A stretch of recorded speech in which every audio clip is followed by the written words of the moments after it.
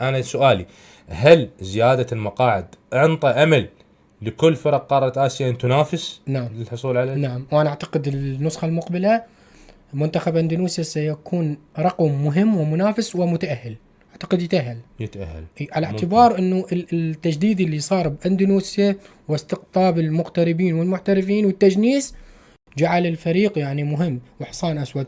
وغير دليل على ذلك اكو منتخب جديد انضاف بهاي تصفيات كأس العالم ونافس وصعد، هو اوزبكستان. نعم. كان اوزبكستان بعيد كل البعد عن التصفيات كأس العالم الماضية، ما يقدر يعني ينافس مع منتخبات مثل ايران، استراليا، كوريا. يعني دائما كان الملحق يروح لاستراليا، دائما استراليا، ممكن البحرين. 22 18 اي استراليا، البحرين، الاردن اي 14، الاردن، بحرين البحرين. 16. نعم. نعم.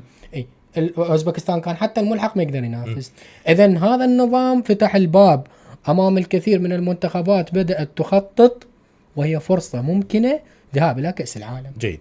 هنا